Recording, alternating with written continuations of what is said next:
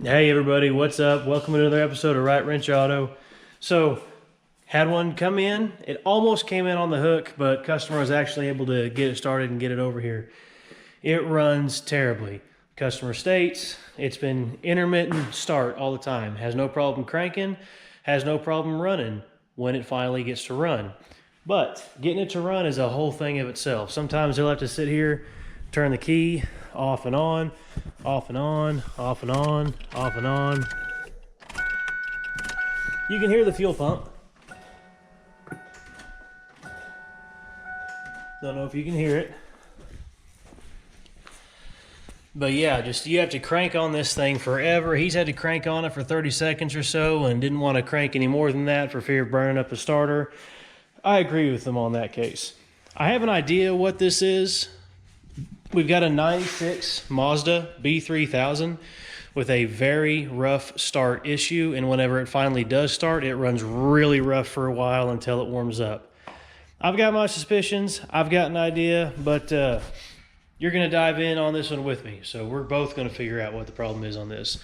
First things first, oil looks good, already checked it. Air filter looks good, already checked it. Yes, it does have fuel, already checked it. And the fuel pump is running, but it sounds a little goofy. So we're going to start with fuel on this one first. Okay.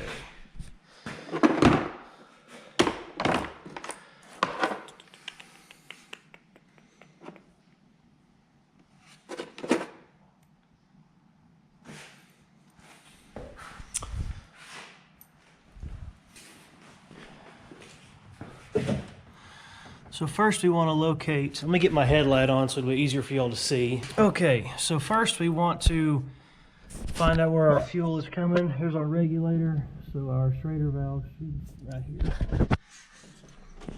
So right there is our Schrader valve. We want to put our quick connect fitting right there. For this test, we want to go ahead and remove our vacuum line to our fuel pressure regulator. And if it's got fuel in it, it's a sign that our fuel pressure regulator has failed. The diaphragm in here is broke. If that's the case, your vacuum is going to suck all that fuel right down in the intake and put it right on top of the pistons. It would be unmetered fuel supply at that point, and that can cause enormous problems.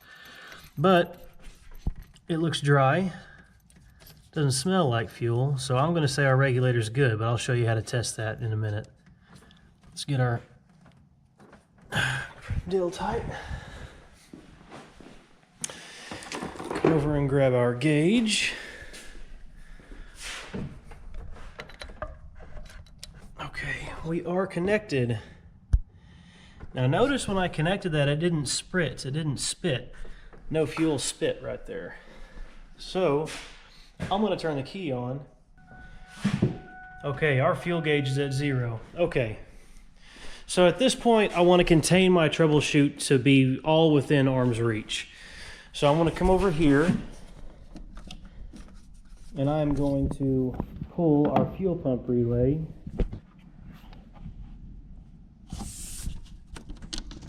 I'm going to go to my outgoing to the pump side, which would be this terminal right here.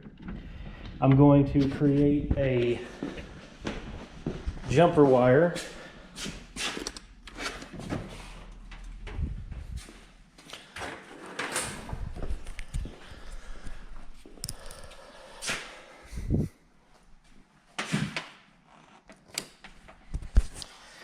Okay, so all I did right here is create a jumper wire from here to here, and I'm going to go to the hot side of my fuel pump relay pin. Okay, I'm turning on the pump, you can hear it. Okay, so we're going to test our fuel pump. Oh, we got pressure. Okay, I'm turning the power off to the pump, and it drops immediately. Okay, so the pump is pressuring up, but it is not holding the prime. Now there's two things that could happen. Well, let's call it three. We could have a leaky fuel line from the fuel rail where it connects back to the tank. But that's not the case because we're not leaking fuel anywhere. We could have our check valve in our fuel sender completely destroyed, which allows it to hold pressure one way and not come back the other way. Or there is actually a piece of fuel hose about that long that joins the pump to the fitting that delivers the fuel to the fuel rail. That's inside the tank, and it's about a hose that long that joins the two together. That hose is real bad about getting old and brittle and cracking, so all your fuel pressure that your pump provides is going to kind of blow it out the side of that hose, and it's not going to reach the fuel rail. In this case it is, but it's not staying there. It's dropping pressure immediately. That tells me, since we don't have a leak on the floor, we don't have a leak up here, that tells me my problem is inside the tank. Whether it's that check valve in the pump, or whether it's that hose joining the pump to the nipple. Either way, it's going to be in the tank. But I talked briefly about this fuel pressure regulator. Now let me show you how that works. Vacuum to this fuel pressure regulator comes from my intake. When the engine is running and we're at an idle, there's a high amount of vacuum coming from this line going to that regulator right there. Now whenever we're at idle, we don't need very much fuel. We need just enough to keep running and running smoothly. So whenever there's a vacuum applied at idle, it lifts up this diaphragm in here that allows more fuel to be returned back to the tank because we're not using as much to power the engine at this time. Now whenever we rev up and open up our throttle valves, my vacuum has an easier time coming through the open throttle valves than it does coming through this hose, as it finds the path of least resistance. So when I rev the engine up, our vacuum is greatly decreased on the fuel pressure regulator, and the spring will push the diaphragm down, thus increasing the pressure supplied by the pump to the injectors. That may be a little bit of, I may have overcomplicated it some. What you need to know is, at idle, you have greater vacuum on your vacuum lines. At idle, you will have less pressure on your fuel rail. At higher revolutions, driving speed, you have less vacuum on your vacuum lines, less vacuum on your regulator, thus increasing the pressure in your fuel rail so that we can deliver fuel faster with much more pressure. So we're going to check that now with this. I'll show you how that works.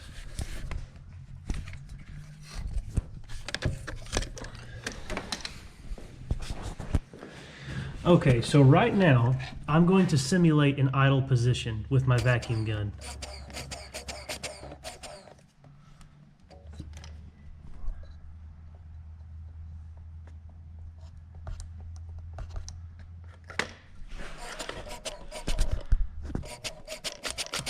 Okay, so right now, I have almost 25 inches to mercury, which is, you know, just fancy for vacuum. So let's call it, I don't know, 23. Now I'm going to prime this fuel pump. Watch what happens to my fuel pressure.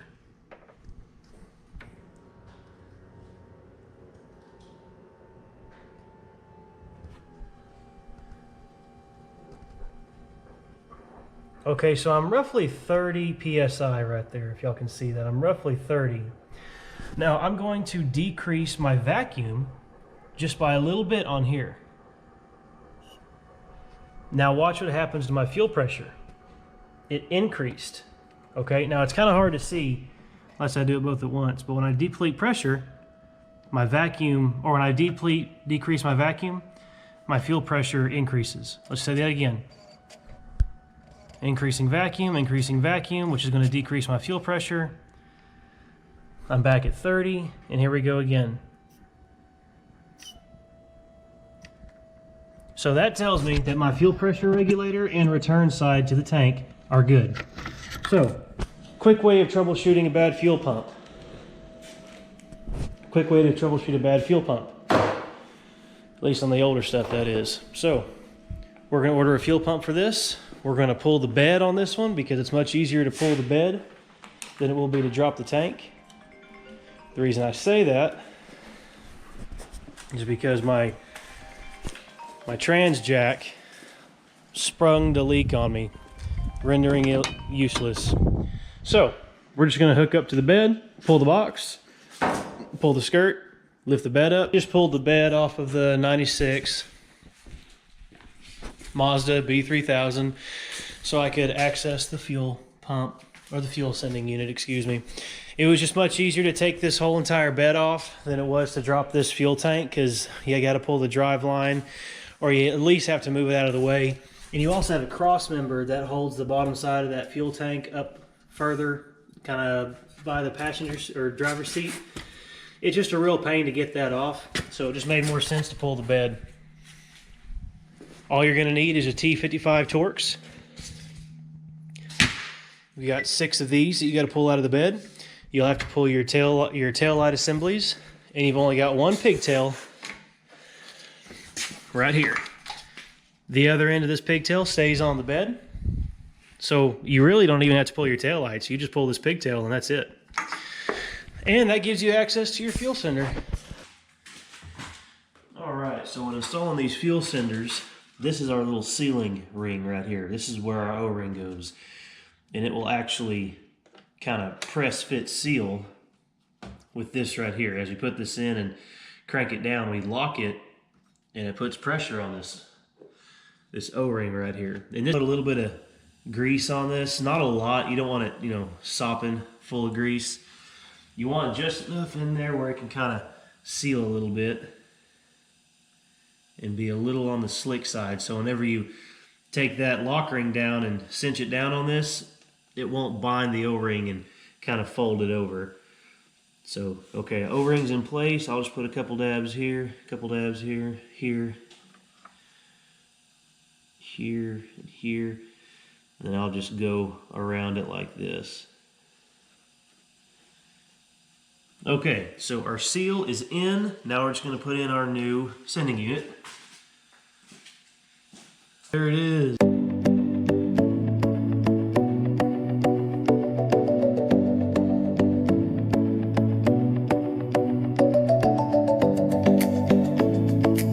Take our lock ring. You know what? Actually, I'm going to take this over there to the wire wheel and I'm going to kind of clean that up, make it not so dirty.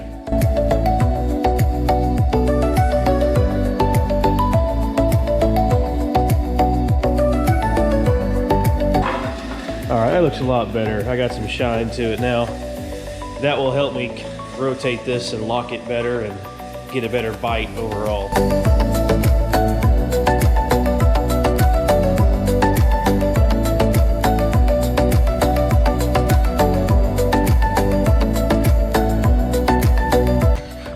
Alright, as you can see, our ring is fully seated here and here.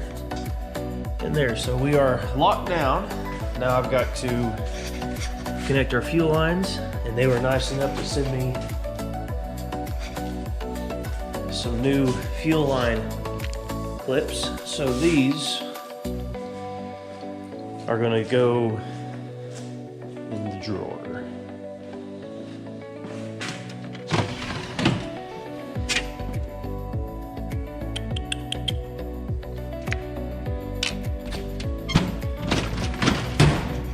For the next time we need some, they're back there. That's the best drawer in my whole entire shop. Okay, clip is in, clip is in.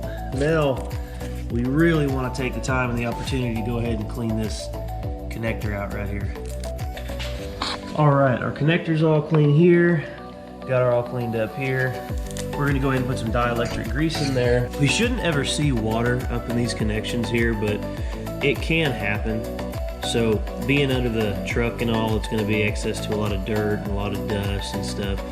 We just want to make sure we give this thing the best chance we can at good connection. So we're going to just put some grease in here.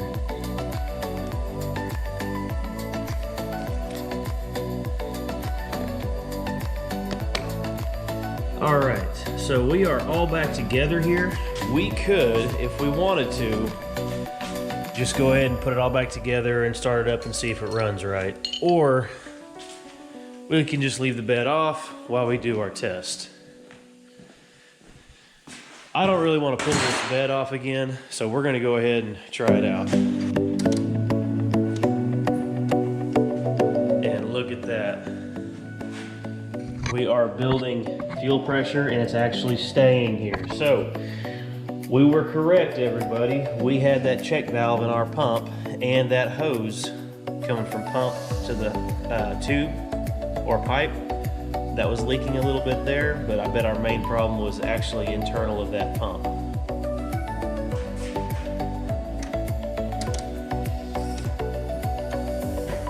That's tremendous. Not only do we have pressure that's staying, that's about 8 psi more than what that pump was putting out. So I bet this thing starts right up.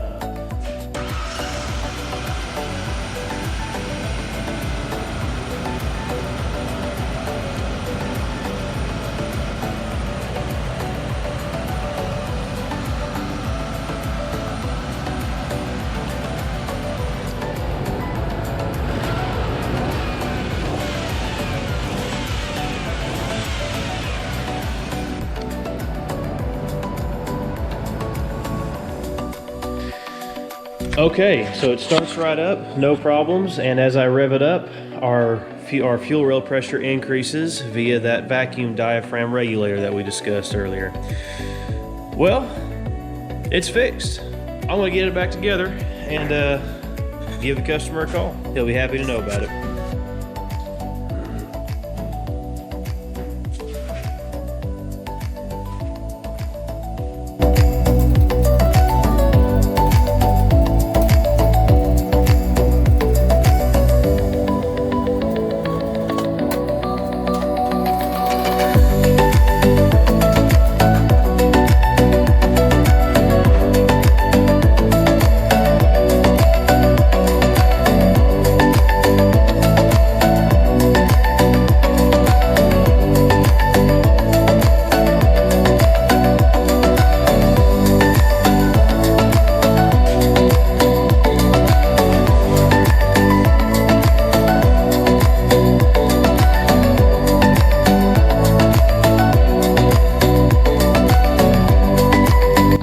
Okay, bed is back on. I'm gonna run our bolts in, and then I'm gonna get the leaf blower and blow all this stuff out before I put his bed skirt back in there.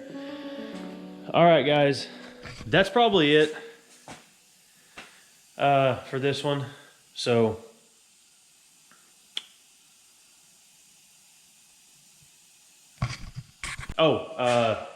it's like December 17th, so Merry Christmas.